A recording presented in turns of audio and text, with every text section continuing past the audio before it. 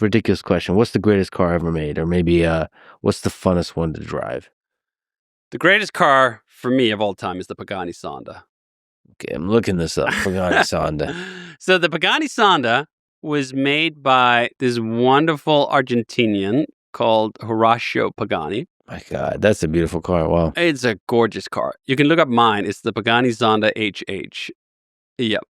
So that's a car I had made in 2010 after we visited the factory in Modena, and by sheer accident ended up with this car. But it became my favorite car in the world, basically, when I watched an episode of Top Gear, I think in 2005, where one of the presenters was driving the Pagani Sonda F around. And I just thought, that's the most beautiful car in the world. It is the most incredibly sounding car in the world. If I one day have the option, this is what I want. And then I had the option in 2010. I've had the car ever since. I'm never, ever going to sell it.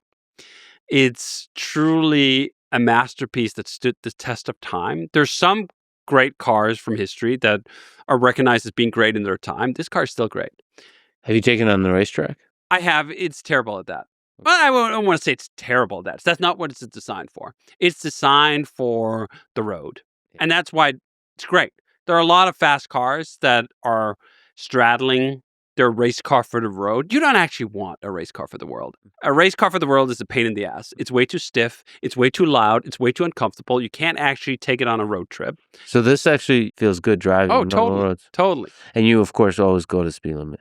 Always. Okay. This is why I love having this car in Spain, because they're a little more relaxed. Not entirely relaxed, but more relaxed than they are in a lot of places. In Denmark, I kid you not, if you are on the highway and you go more than twice the speed limit, they confiscate your car and keep it. Mm-hmm. You're not getting it back. They don't even care if it's your car or not. Like if you were borrowing my car and you went twice the speed limit, it's gone.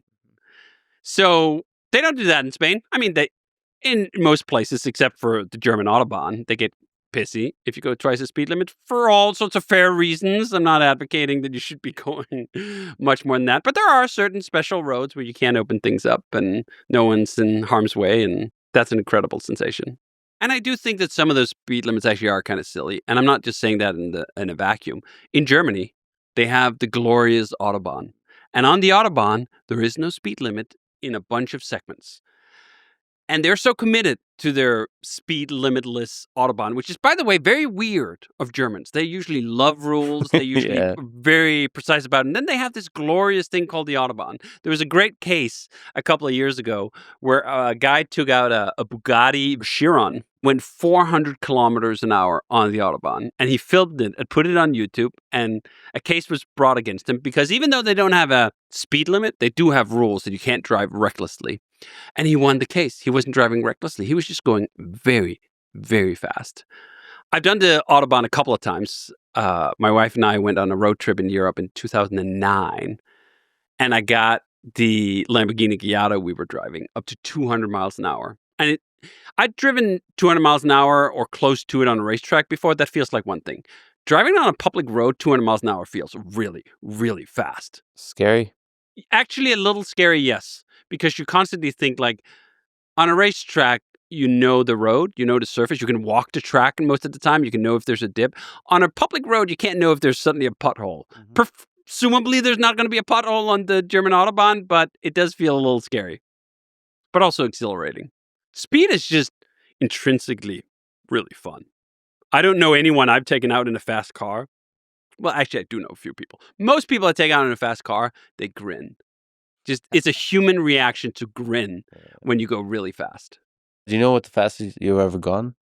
I was probably at Le Mans. I think when the LMP2s were at their maximum power and had 600 horsepower and really sticky tires, we were going 340 kilometers an hour, which is just over 200 miles an hour. A bit over 200 miles an hour. That does feel fast.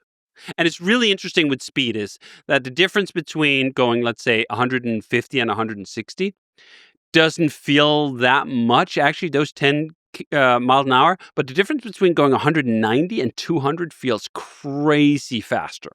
which as a percentage change is actually less than going from 150 to 160. But there's some sense of exponentiality once you get up to those limits, where it's just on a complete different level. Yeah, because to me, like 110, 120 feels fast. 200. That's That's yeah. crazy. It really is crazy.